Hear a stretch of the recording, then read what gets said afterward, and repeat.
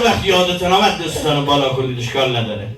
این 4 نفر از چیز استفاده نکنید، هوش مصنوعی یک وقتی آبرو رو ببرید، از ذهنتون استفاده کنید. خیلی خوب. این 4 نفر نایبان خاص بود. امام با همه مردم ارتباط نداشت، با همین 4 نفر ارتباط داشت. بعضی ها دیگه ای کار میگیرن هوش مصنوعی رو، من که میبینم از اینجا. خیلی خوب، اشکال نداره، حتی از هوش مصنوعی پیدا کنید خودش کماله. امام با اینا ارتباط داشت، اینا با مردم ارتباط داشتن. مردم دسترسی به امام نداشتن. صحبت‌های خود را، سؤال‌های خود را، حرف‌های خود را می آمدن به این 4 نفر می گفتن، اینا به امام می گفتن، بعد جواب مردم رو می آوردن. ولی وقتی غیبت کبرا شروع شد، بحث نیابت خاص تمام شد. امام فرمود من کان من الفقها، همه فقها نه، من کان من الفقها صائنا لنفسه حافظا لدینه مخالفا لهوا مطیعا لامر مولا فللعوام ان یقلدوا. شاخص تعیین کرد. بعد فرمود که در دوره که من در میان شما نیستم فرجعوا الی روات حدیثنا. این که ما به مراجع تقلید بگیم مرجع، از همین فرجعوا گرفته شده. یعنی این واژه مرجع از همین فرجعوا اخذ شده. حضرت فرمود دیگه من نایب خاص ندارم، برگردید به همین فقها، مراجع ازام تقلید، اینا نایبان منم، ویژگی ها رو مشخص کردن، با همین ویژگی ها اینا نایب منم.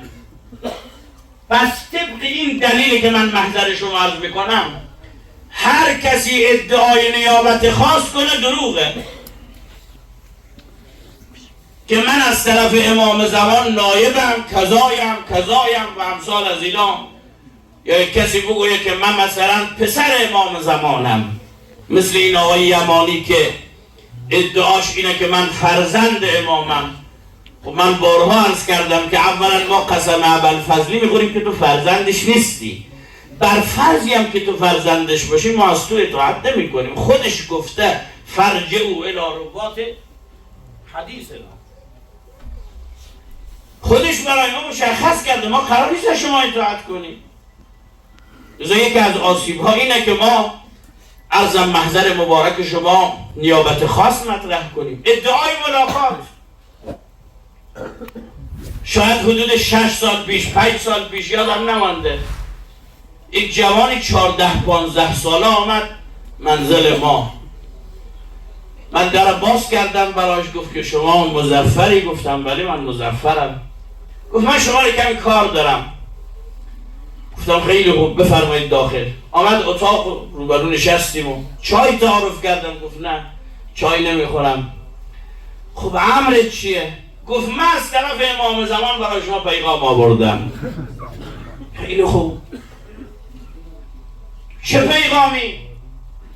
گفت امام زمان به شما گفته شما منبری، مستمع داری، تریبیون داری، خیلی خوب حرف میزنی، هی هندوانه میذاشت زیر بغل ما، تو کذایی. ما هم دیگه بالاخره کمی گنده تر شدیم، گفتیم ما به کسی هستیم که امام به ما توجه کرده. خب خلاصه کلام چیه عزیز من؟ امام چه گفته؟ گفت امام گفته تو در مورد من کم حرف میزنی. من که چه بگویم؟ گفتم سلام بنده رو به امام برسان. بگو چشم، از این به بعد بیشتر حرف میزن. در حالی که ما شب خود را، روز خود را به سربازی او سپری میکنیم. خدا شاهد مردم، من هر وقت به مشکلی خوردم گفتم یا صاحب از زمان دستم رو گرفتن، یا صاحب از، چون اخلاص داشته باشی این ارتباط به وجود می آید.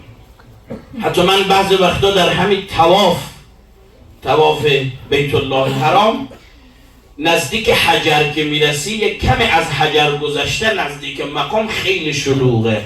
چون اونایی که رفتن حجر زیارت کنن برمیگرده، اونایی که میخوان زیارت کنن میاین، یک استکاک عجیب به وجود میاد. چند بار زیر پا میشدم، صدا میزدم یا صاحب الزمان، میدیدم یک عنایت خاصی داره به من میشه.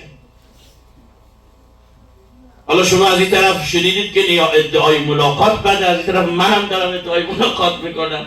این وقتی تناقض نشه. میخواستم این عرض کنم که خیلی وقتا همین سفرهای تبلیغی رو در جاهای سخت که میریم، فقط آغاز سفر میگم السلام علیک یا صاحب الزمان، تا آخر سفر هیچ مشکلی برای ما پیش نمیاد با این وضعیتی که در افغانستان بود. گفتم چشم، برو به آقا بگو که از این به بعد زیاد حرف میزنم. برادران عزیز، متوجه این دوکانا باشید، متوجه این مسائل باشید. مؤمن باید زرنگ باشه، مؤمن باید کیس باشه، مؤمن باید هوشیار باشه. عقیده مؤمن باید عقیده آگاهانه باشه. عقیده ای نباشه که هر کسی خواهد ازش سوء استفاده کنه و هم استفاده بدهد. لذا یکی از آسیب‌ها ادعای ملاقات، حتی ما ادعای مهدویت داشتیم. اما آقا را در هرات چند سال پیش دیدین دیگه، گفت من امام زمانم. یکی دیگه هم در همین چاریکار بود، کجا بود، گفت من امام زمانم. لذا این یکی از چالش‌ها و آسیب‌های بحث مهدویت، تأسیس مکاتب انحرافی و فرقه‌های فکری، یکی از اون آسیب‌ها و چالش. خب پس ما مدعیان دروغین هم داشتیم. این مدعیان دروغین چند نفره؟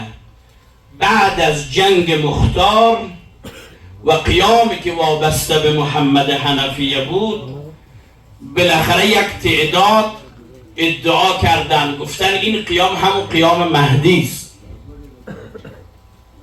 که در برخی از تاریخ ها هم داریم که قیام را قیام نفس زکیه نام کردن. شهیدان اون قیام را محمد و ابراهیم را که پسران عبدالله ابن محض ابن حسن مصنا از نواسه های امام مجتبی علیه السلام بود، مهدی شمردن. گفتن بالاخره همین آقا مهدی بود و اینم قیامش و اینم جوی خون جاری شد و فلان شد و امثال اینها. دیگه بحثم تمام شد. یا مثلا جنگ را در برابر فرانسوی ها، ناپلئون بناپارت ها سازمان دادن که در مصر اتفاق افتاد. یک کسی رهبری جنگ به دوش گرفته و اسم خود مهدی گذاشته بود، میگفت انا المهدی، انا بقیت الله، من مهدیم، من ذخیره خدایم. اونی که باید زمین پر از عدل کنه منم، اونی که باید جهان را پر از عدل کنه منم، اونی که ظلم را باید برطرف کنه منم. این مدعیان دروغین هم در تاریخ داشتیم. یا مهدی داشتیم در سودان سال 1260 میلادی در شمال افریقا، جنگ علیه انگلیس ها شد و رهبر این قیام هم خود را مهدی نام کرد، گفت منم مهدی هستم.